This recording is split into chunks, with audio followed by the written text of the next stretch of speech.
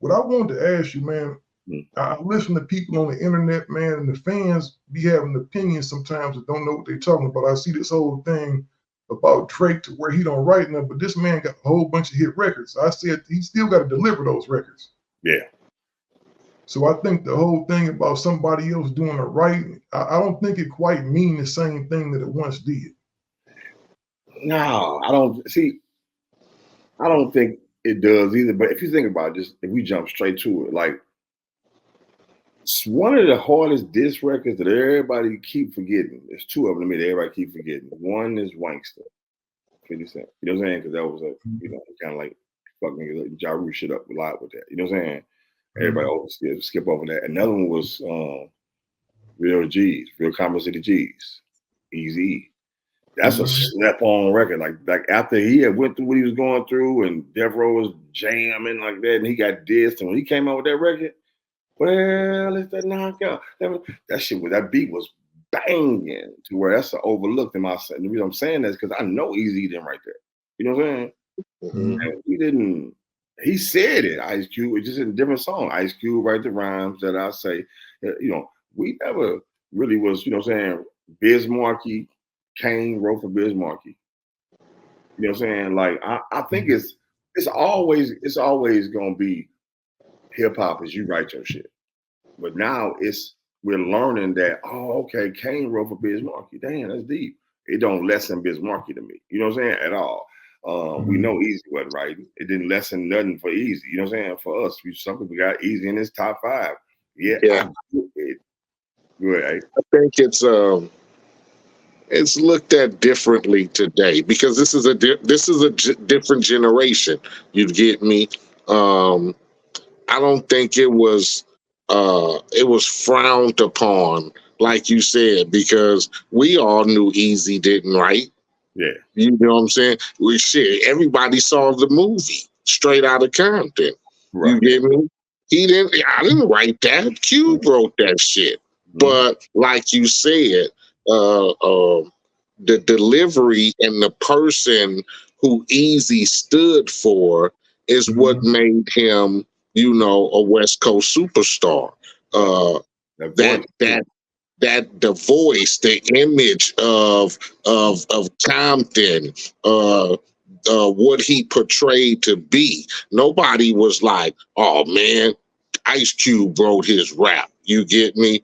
But you know, today it's kind of frowned upon because they attach being authentic to having ghostwriters today. You know what I'm saying?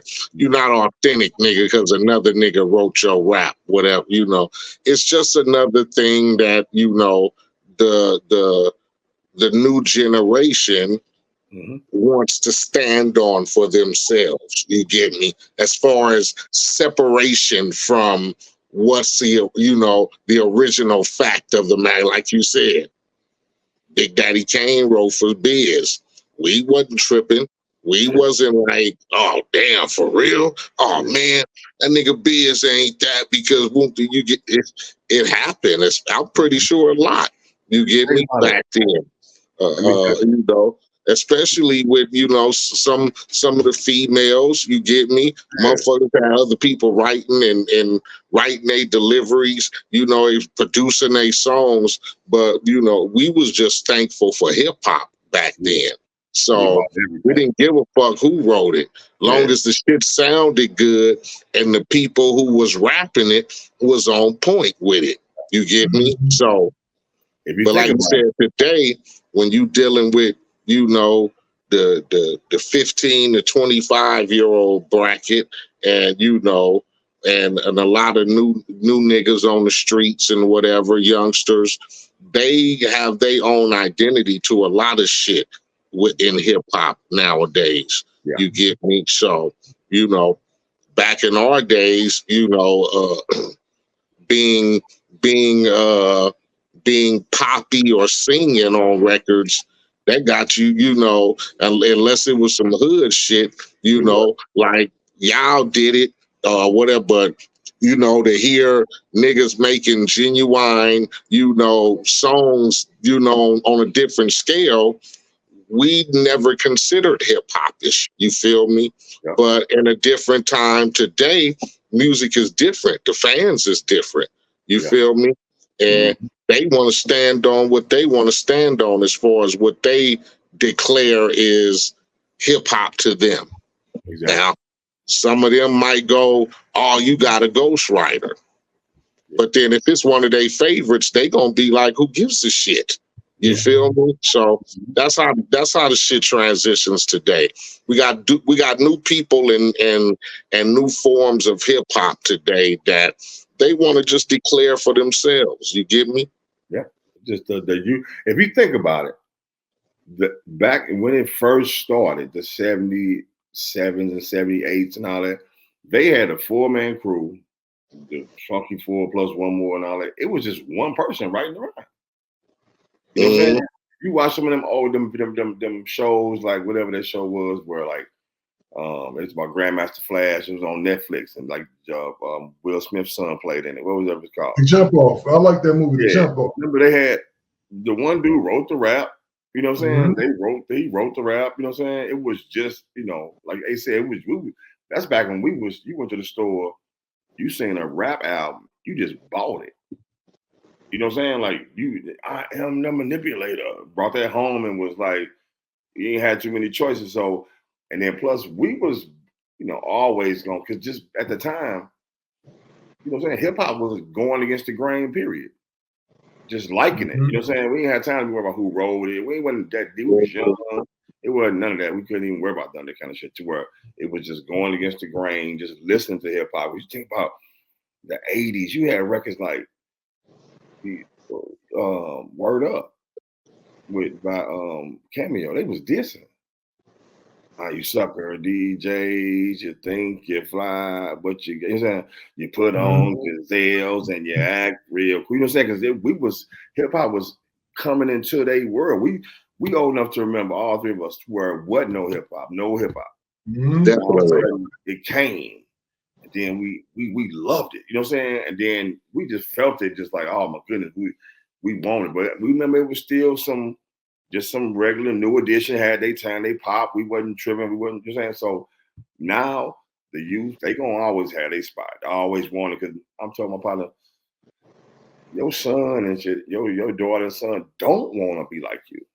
You know what I'm saying? If you start wearing a certain shoe, or they just gonna not do it because I ain't wearing what my old dude got on. You know what I'm saying? Even though Exactly.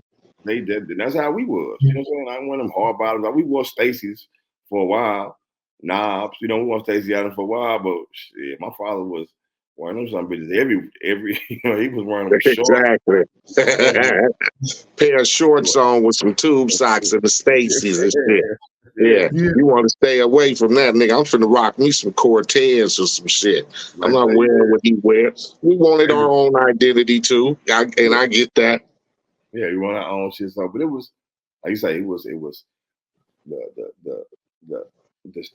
because you had Run writing for Beastie Boys. We did not know that. You know what I'm saying? Now I can hear it. Like I said, I didn't give, but it's crazy how we're frowned upon with certain shit, because I didn't give a damn who wrote a Michael Jackson record. I didn't give a damn who wrote a Prince record. You get me? Whether they did, and that was a lot of R&B artists, pop artists, rock and roll artists. A lot of their songs was penned by other motherfuckers. Exactly. And to us, it didn't matter. But you know, hip hop is considered, you know, which a lot of our black music is considered, you know, a struggle music. So, but we shouldn't be frowned upon, and we should be looked upon differently as fucking. But it's just what happens as far as hip hop is concerned. We the street niggas, or we that edge shit. So, if you talking about something on a rap record, then it got to be your own motherfucking words or thoughts, and not the thoughts of another nigga. And that's what people try to push that line today. You ain't more concerned about who fucking wrote it? Are you doing that? Yeah, that's that. Yeah.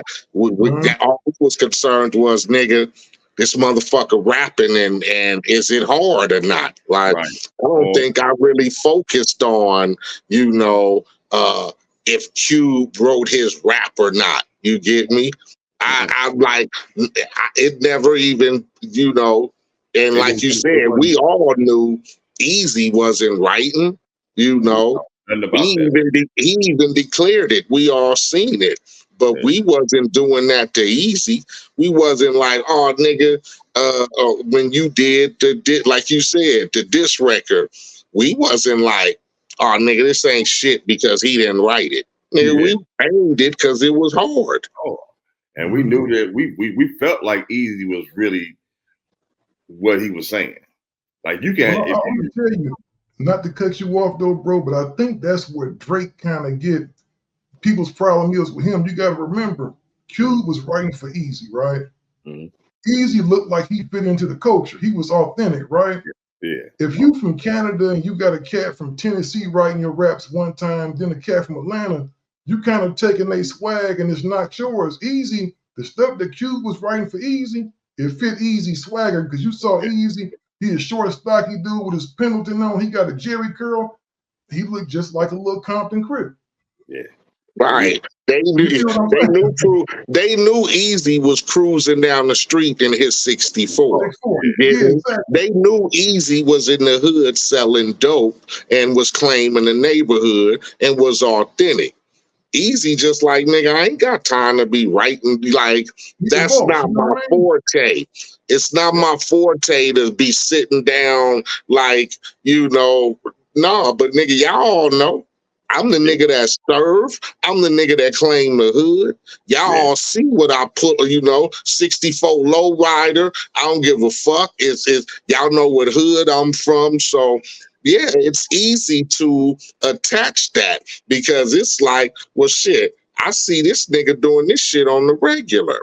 Yeah. You get me? But like you said, still, that's a different aspect when you go, oh, I got a nigga down here writing some shit. Now it's just like music. I don't know.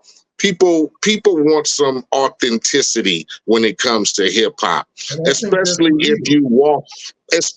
if you're trying to walk that line of being an authentic nigga. You get me? And not just, you know, I'm just a musician but if you walking around like, you know, you one of them, then niggas want some authenticity to that which you are trying to claim.